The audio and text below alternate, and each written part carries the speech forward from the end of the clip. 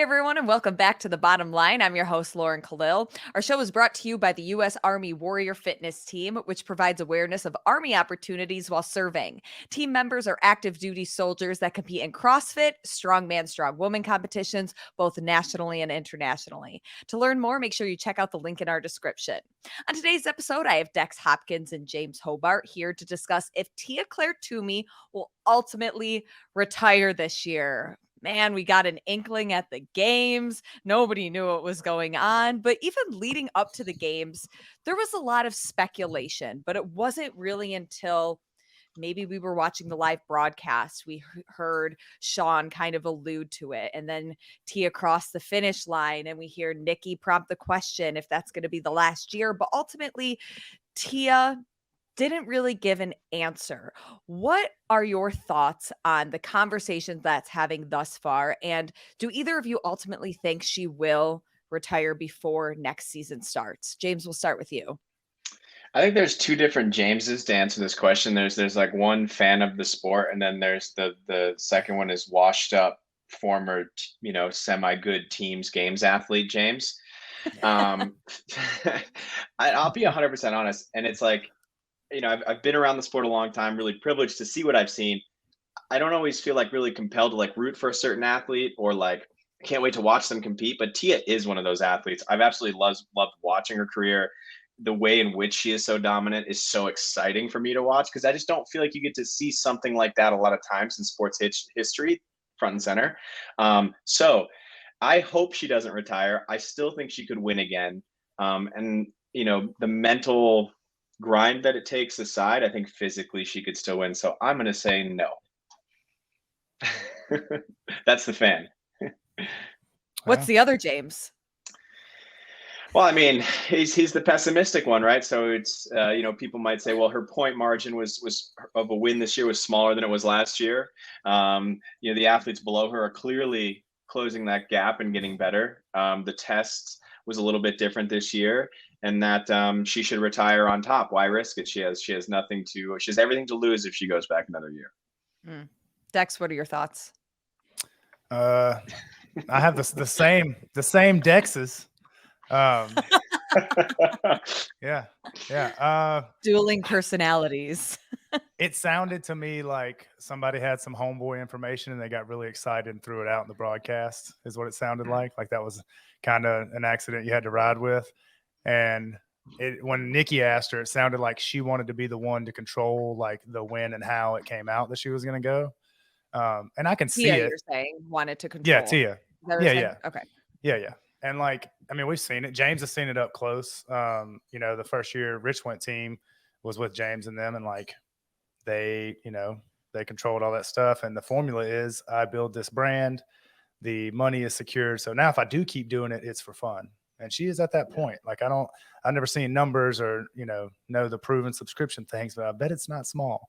So I mean, she's good, in the formula like Rich did, Matt did, now her.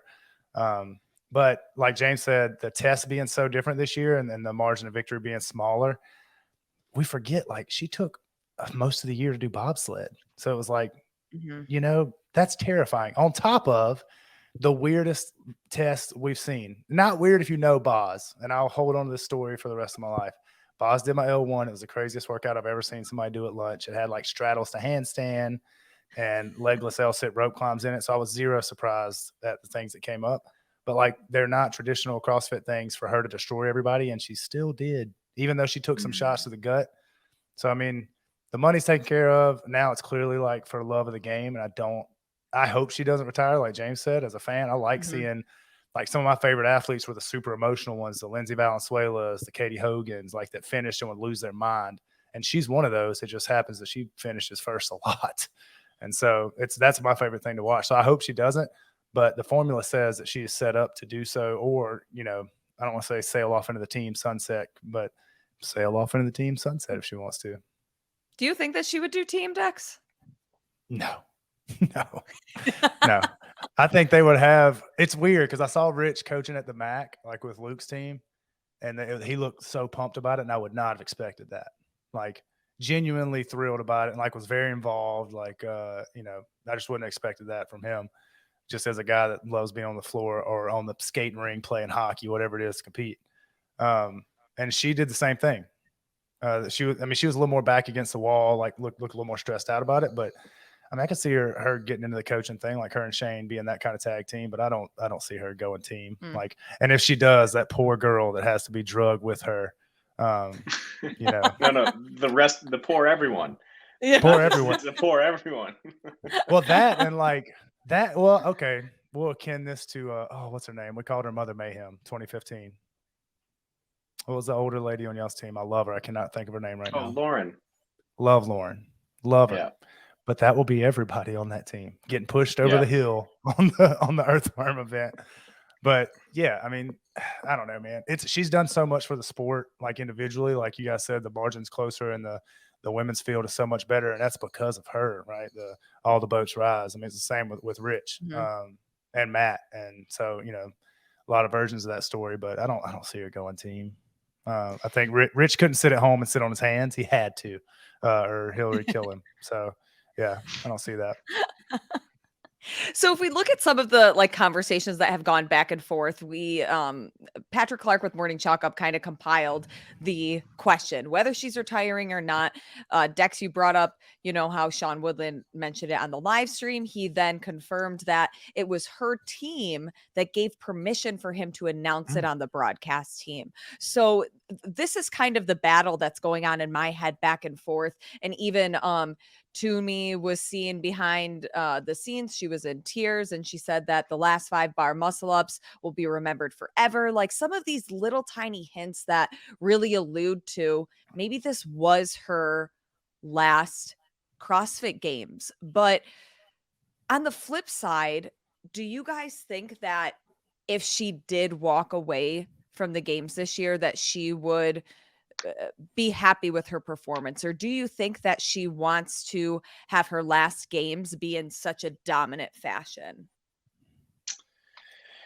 Why do we see all these athletes keep coming back? I remember a long time ago when Brett Favre from football retired and then came back, and I was like, what is he doing? Like what a nerd, but I was never that good, but I get it now. Like I get why Scott Panchik said, hey, I'm going to retire, still came back and competed hard. And I get why you see athletes do this, right? It's for that love of the game piece there. It's hard to do, I think, something else. It is so fun, especially if you're good at it. Even if you're not, I think it's really exciting. So I forgot what the original question was and where I was headed with this, but the point being is, yeah, I absolutely think she could be happy with what she's accomplished. Part of me thinks like a personality like that, it's probably very difficult for someone like Tia to just say, yeah, that was enough. Because you don't get to be as successful as her without being someone who constantly thinks there could be more. I could do more. So, I think she should probably pretty incredibly thrilled with her performance so far. You wouldn't see those teary-eyed discussions about those 5 bar muscle ups if she wasn't happy with what she's accomplished, I think. Well, that's like the thing that I'm thinking about is this is the first year that her family was at the games. So maybe she did have an intention heading into this season. This would be the last one, but then I'm wondering if, she didn't wear the leader's jersey as much as we've seen her in the past. She was only ahead of second place by 113 points this year. So I'm wondering, Dex, do you think that it was a decision that she changed on the fly almost, or maybe just like as the games progressed over the course of the week? Yeah, to me, like the whole narrative is you take a year off and then you take on water. At the beginning, it was not like, I remember going last year and watching her win that swim workout, and I was like, good God, there's nothing they will throw at this lady. Like, it's not fair. It is you and everyone else, not even close. And then the narrative of this year, you going and trying something completely new, just trying to do it at Olympic level when you've already done one thing at that level, which is insane for one person to be able to say in itself. Then you come back to this thing that requires so much dedication and sacrifice and all that, and you still win after like a slow start. Like that's a crazy wrap up to that book. You know what I mean? Like, yeah, I didn't wear the white and red the whole weekend, but I still won on the weirdest, just beautiful display of like old journal article programming at the games ever. And like, tell me that's not the best description of No, it, James. that's well said. Yeah. But they and I think it's a great end to the book if it is. And like I got on the elevator a few times with her family and like was just making jokes, and you know, you couldn't tell it was their first time there. They're all friendly. But yeah, I mean, I could see that being a thing you change on the fly. And I don't know, man. It's like James said, it's hard to step away from. You gotta think like it's a big identity thing to be wrapped up. Like if you played any kind of college sport or you've been around people that did it, like, you know, I mean, you're crazy one track mind forever. And it's really like, as a cat who's had to come out of football and then step into this. And it's, you know, I tried to step out after the COVID year. We went and won Ireland, and I was like, all right, well, they canceled it. Cool. Can't do the mayhem thing, Rich said. So I'm done. And then immediately the next year, right back in. Like, it's hard to put stuff down like that. Especially like James said, when you're really good, super fun. Even if you're not that good, still really fun. Like there's too many levels to it not to, and there's too many, you know, the community aspect of it and all that. And, you know, I don't think anybody gets more love than she does from it, especially like being so dominant. I mean, I don't see it going anywhere, man. But I don't know. It's weird. It's a weird situation. James, do you think now that we have a new programmer and she's kind of gotten a taste of that has weighed into her decision, and this is what makes her want to go for 7? Because obviously Boz's programming was vastly different than how Dave Castro has programmed over the years. Yeah, that's a really good question. You know, from my own experience, and I can't speak for Tia, you always wanted to beat the person who was programming, right? You kind of wanted to beat the spread. I would imagine that And she did last year with that one event. Yeah, yeah. And I imagine that's some concern of hers, and focus of hers. Part of me thinks like she seems healthy. I don't know of Tia having any injuries. It's incredible, like you said, of she went and competed in bobsled, this sport specific thing. So basically took probably some time off from true CrossFit Games training, came back and still won. So clearly she has the capability. I don't think she has any injuries. I think part of it is just that mental, like she has a cocktail she knows works well for herself. You know, she has that recipe down. It's just, do mentally I want to go put in all that time again? And is winning still as valuable to her as it used to be, right? It's neat seeing how active Tia is in the community. And I wonder if there'll be some point where like the desire to contribute to the community in a different way overtakes her desire to win. So yeah, I bet there's part of her that says like, hey Boz, you know, you might have got me in one event this year, but next year I'm going to really show you that that's not capable. I would hope she thinks that way, you know? Yeah. When she was asked if this is in fact her last games, she responded, quote, "That's the question." Do you guys think that she's trying to build this sense of momentum so that she can go out on her own terms and really be in control of how that narrative is? I think so. I mean, I don't think anybody wants like, you know, I can see if I'm gonna do it, it's this big dramatic, not dramatic, but they have media guys and it'll be storied and all these things. Like that's something they'll want to put out. I mean, God knows they got the YouTube popping. So I mean, they have people that'll put that out and it'll be as elaborate and like as big a rollout as they want. So I could see them not wanting to just spring it at the end of like this kind of heightened emotion thing where she's trying to, if it is the last moment, she's trying to enjoy it and kind of milk that for all it's worth with her family there and everybody. So I could see them wanting to control that for sure. Yeah, I just don't see her being a personality where it's like if the media or like the vocal minority says stay down, you stay down. So yeah, I would imagine she would want to control that, right? Like if she already knows that she's going to retire, it's totally her business to like soak up the accomplishment she's had so far and enjoy that, and then, you know, gracefully step away from the sport. And like I said, I used to be a really harsh critic for it, but part of me is like, hey, you know, she's like, I'm going to retire, and then January rolls around, she's just destroying people in the open. I'm going to be like, hell yeah, I think it's fantastic. So yeah, I would imagine she wants to control that, but I hope she doesn't want to retire. Selfishly. Sure.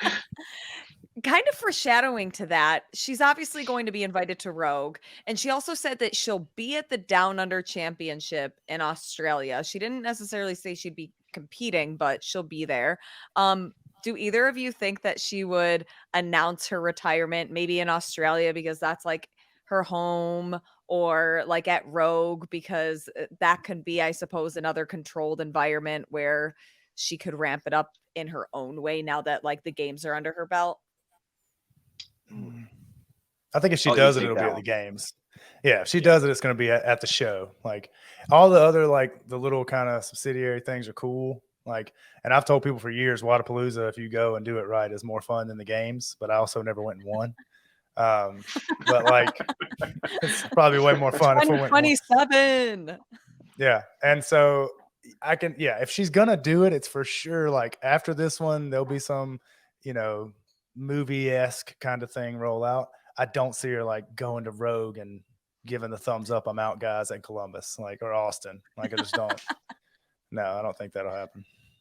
Yeah, like she finishes her 4:30 p.m. training with the 4:30 p.m. class down in Nashville. And was like, all right, that was fun. See y'all later. Peace, Yeah, I don't guys. think That's it for me. happening. But like the business model, I mean, like, Rich and them are programming for Beach Bra, I saw, and like, hard work pays off as program for a lot of different events. So again, like adding to the kind of recipe, right? Like there's a lot of stuff to be made. Like James said, is, the price of, that victory at the games, like monetarily, like, is it worth all that stuff now when you don't need it? And so, I mean, they do well. So yeah, but I don't see her calling it at Rogue or like at some, not the games, or maybe, I don't know. Torian Pro was cool to watch her do that, like in front of the home crowd. Yeah. And they treat it like wrestler entrances and all that stuff. Like it's awesome with the fire and The stuff. flames. But Yeah. yeah, love it. But I don't see her just giving a piece out at a regular one. Not that those Okay. are low grade events. They're not the games. Like, Yeah. you won this thing, what's crazy to me is like, I thought about this because, weird year, still win, even with I say come from behind, but you were not out of it by any means.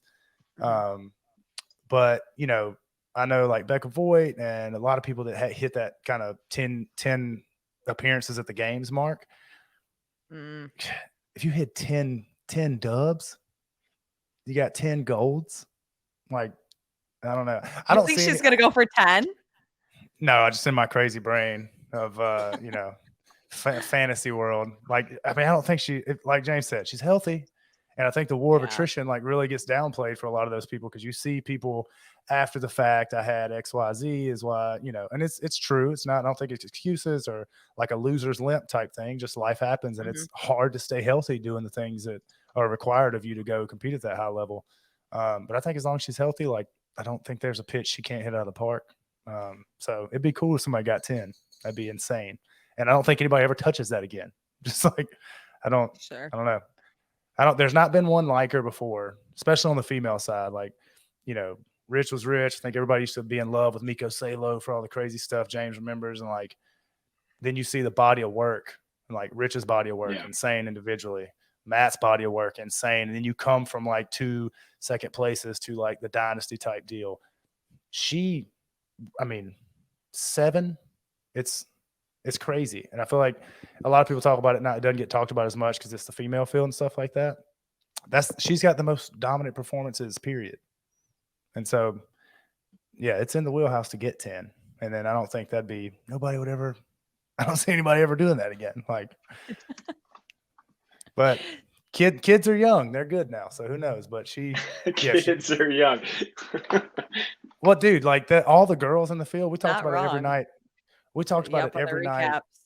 Every night. It was like, I mean, how many under, because what's the age where people usually get pretty good, James? Like, I mean, 25-ish, Yeah. And, and then it goes downhill fast most of the time. But like, at least for me. Yeah, same. Tia seems to be all right. Yeah, that's what's crazy. And so like, but they're starting younger now. And so, she looks good, man. And the whole field's getting better and younger, but going for 10, like you celebrate your 10th gold while somebody's celebrating their 10th appearance. It's different. James, what's your bottom line? Tia is not retiring. No. Dex? Same. She's not gone. Too good, and the iron's too hot, and she's healthy. So why not? All right. We'll have to wait and see what 2023 brings. James, Dex, thanks for sitting and chatting. Our next conversation on tomorrow on the bottom line will be, is Tia Toomey's dominance good for the sport of CrossFit? So stay tuned. We'll see you guys then.